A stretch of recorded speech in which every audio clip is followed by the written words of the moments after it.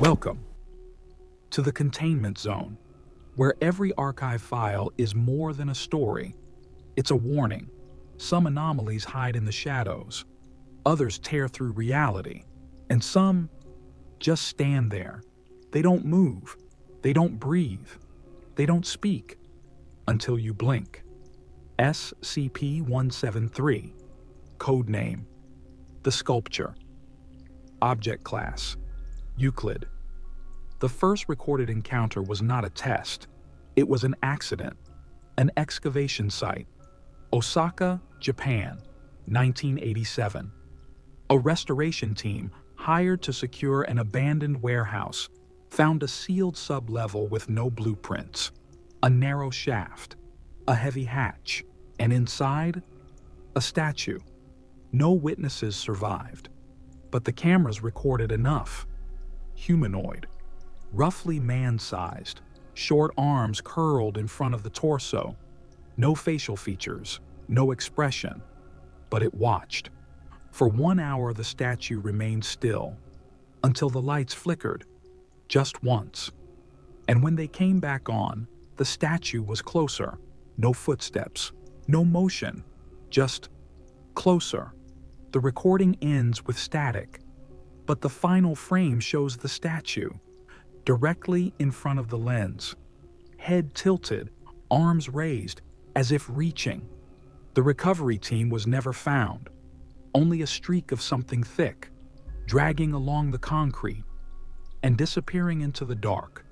Following the Osaka discovery, SCP-173 was transferred to a temporary facility for observation. Standard containment procedures were minimal. It didn't move, it didn't resist, as long as it was watched. The team assigned called it the statue, an eerie curiosity. They joked about it at first, but that didn't last long. The object was housed in a sealed concrete chamber, 3 rotating cameras, bright, uninterrupted lighting, and a single rule: do not break visual contact, ever. The Foundation deployed a 5-person observation team, 2 active observers, 1 in command, 2 off shift. Rotations were set to ensure someone was always looking. For days, it worked. SCP-173 didn't move, didn't change, until day 6. It was minor. One agent, Carter, had a coughing fit during rotation, his eyes shut for less than a second. That second was enough. SCP-173 moved across the room from the northern wall to 2 meters in front of the observers. Agent Carter's body hit the wall with such force that his jaw was dislocated on impact, his neck fractured in 3 places. The remaining team scrambled. Manual protocol was activated. Alternating blinks, verbal countdowns, emergency lighting surge. It took them 13 minutes to get SCP-173 back into position. And for 13 minutes, they didn't stop blinking. But they didn't stop looking, either. 2 days later, the chamber experienced a localized power failure. Less than 2 seconds of darkness. SCP-173 was found at the door, motionless, arms extended. The observers on duty didn't survive. One with spinal damage. The other, eyes open, unblinking, dead of exhaustion. 3 days later. From that day on, containment protocols were rewritten, not to restrain, but to observe. Because SCP-173 doesn't wait for a chance to strike. It waits for you to look away. SCP-173 appears simple, humanoid, roughly 2 meters in height, constructed of concrete and rebar with visible cracks across its surface. Its skin is coarse, unpainted, but smeared across the face. Is a red pigment, something between dried blood and rusted oil paint.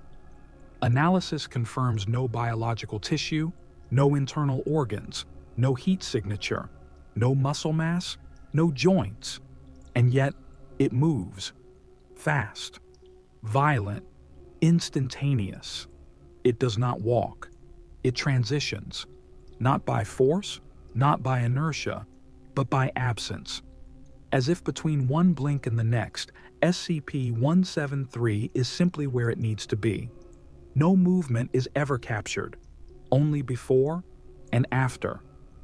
During a controlled test, SCP-173 was observed between 4 synchronized observers.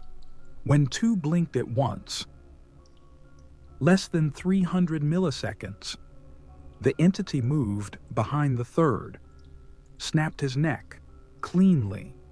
Its preferred method of termination is cervical fracture dash. Precise, consistent, no wasted movement. Targets are selected based on one condition: they stopped watching. It cannot be reasoned with. It shows no reaction to speech, sound, light, or pain. It does not slow. It does not hesitate.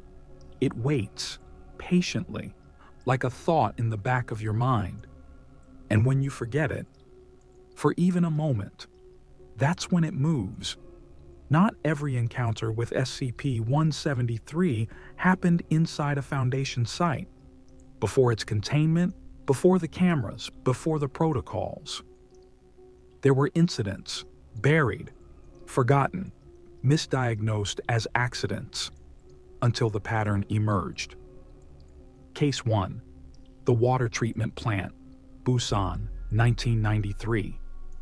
3 technicians enter the filtration room. 1 exits, disoriented, bleeding from the forehead, unable to speak. The bodies of the other 2 were found near the pump station, both with fractured vertebrae. No sign of forced entry, no footage recovered, but one security frame, distorted, blurred, shows a human-shaped figure. In the corner of the frame, half-turned. Case 2. Private Gallery, Berlin, 2002. An anonymous sculpture arrives overnight during an underground art exhibition. No signature, no delivery record. A gray humanoid figure, arms forward, placed in the center of the space. Within hours, visitors reported nausea, anxiety, the feeling that something was standing behind them. One guest, a student, fainted while observing it, claimed it had moved when he blinked. The next morning, the gallery was found sealed from the inside. The sculpture, gone. The room, buckled with structural cracks along every wall. Case 3. Mexico City Hospital Demolition, 2009. During a site inspection, 3 demolition workers report an odd statue in the sub-basement. None recall seeing it on earlier walkthroughs.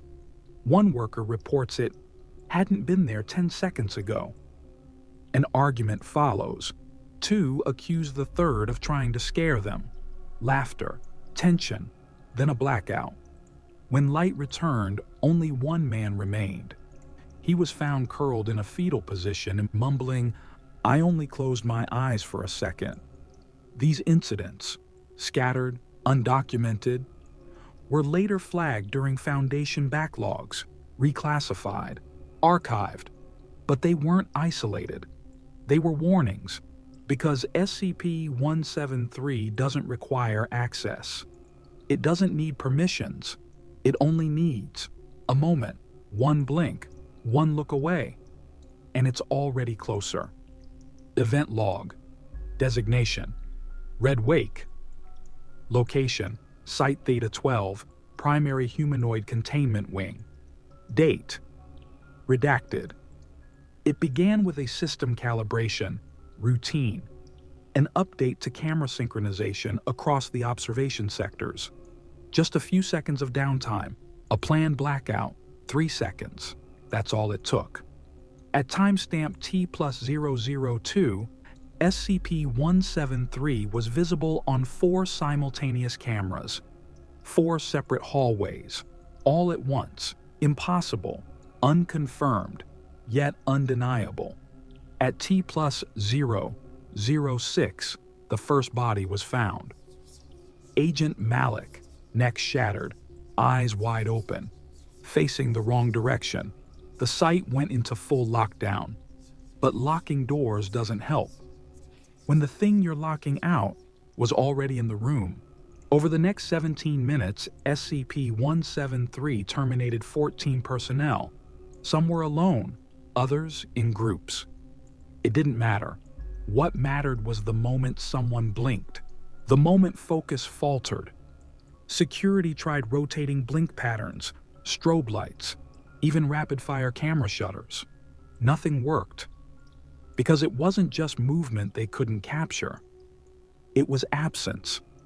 "It doesn't move like a living thing," said Dr. Lyra, one of the only survivors.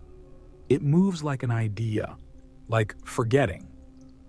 Eventually, the breach ended. Not with recapture, not with force, but because everyone left alive was watching. 4 survivors. None of them blinked for 6 straight hours. One lost his vision permanently, refuses to close his eyes even now. He sleeps under medical sedation, with his eyelids taped open. Since that day, Site Theta-12 has been shut down, permanently sealed, declared structurally unstable. But some personnel say they still hear sounds. From the old containment wing, shifting stone, cracks forming where none existed, like something, waiting for the lights to go out again.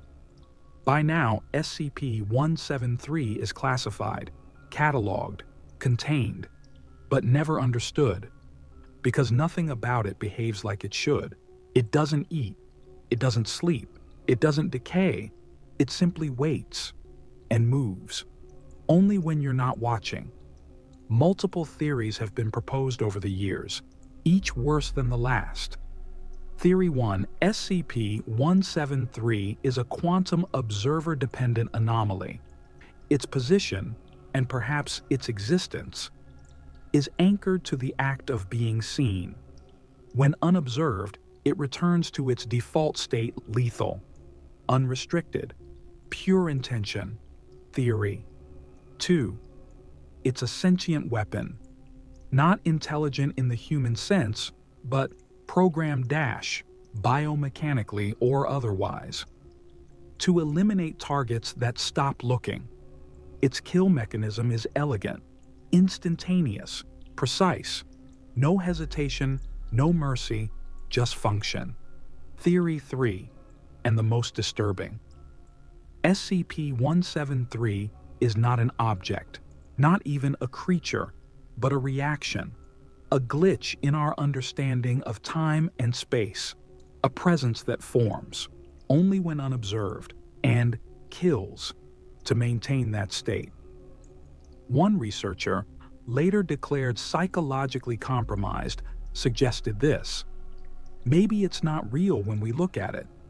Maybe it hates being real. Maybe it kills us because we remind it that it shouldn't exist. All efforts to disrupt this mechanism have failed. Blind tests, mirror observation, 360-degree camera arrays, nothing changes the rule. When not being watched, it moves, which means SCP-173 doesn't fear us. It doesn't even notice us. It simply obeys a law, older than perception itself, a law that says, what you don't see still sees you. SCP-173 doesn't breathe, it doesn't grow, it doesn't change, and yet it's more dangerous than any entity that runs, screams, or burns, because it waits. In a world built on attention, on observation, on surveillance, SCP-173 is the thing that slips between the frames. It doesn't hide, it doesn't flee, it just pauses until you don't. The Foundation maintains its chamber, reinforced concrete, no corners, 4 cameras, triple redundant lighting. But the real containment isn't physical, it's vigilance, it's focus, it's the unspoken law that every observer knows. Deep in their nervous system, don't blink, don't look away, don't even trust your own memory. Because SCP-173 is not confined to one room. Not really. It's confined to the moment. You stop watching. Some agents say it dreams, that when it stands there, frozen, it's not waiting, it's remembering. Others believe it doesn't remember at all, that it exists only in fragments, that every time we close our eyes, it resets dash and chooses again. The truth? You're not safe because it's locked up. You're safe because someone else is looking at it right now. But that can change. In one blink, one blackout, one misstep. So when the lights flicker and the room goes quiet, just hope you're not the one who looked away first. Thank you for observing another anomaly in the Containment Zone. We'll see you next time, unless something else sees you first.